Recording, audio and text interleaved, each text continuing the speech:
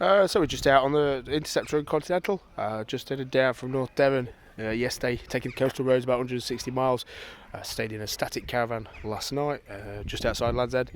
Today we're just going to make our way back along the south coast of Cornwall, and then across Dartmoor and back up to North Devon. Bikes are going well, no issues really, perfect for the sort of sweeping coastal tight roads that we're doing. So yeah, Caleb he's on the Interceptor, and I'm just on the old faithful Continental, the Dr. Mayhem one. Which the more I ride it, the more I like it actually. It's just a really nice, easy to ride bike. You can see why it's selling, and when you look at that, £5,500, you've got a good, reliable bike. It's got a bit of character and looks good. So we've got beautiful weather this morning. It's 8:30.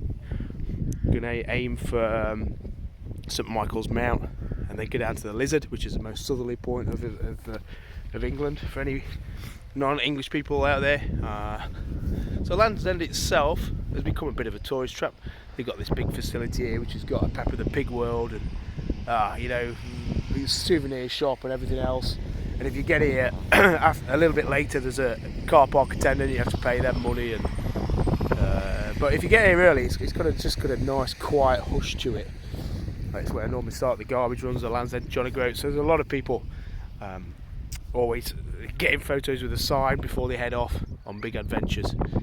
Johnny Groats, top of Scotland, is about 850 miles if you take the most direct route. Obviously a little bit further if you do a lot of wiggling.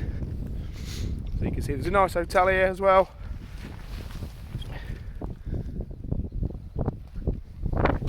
This old village. I like Cornwall. It's kind of got its weirdness, weird and wackiness. Old stone circle. So you're going to hit the road. Probably got about another 6 or 7 hour riding day. Probably get in about 7 o'clock tonight.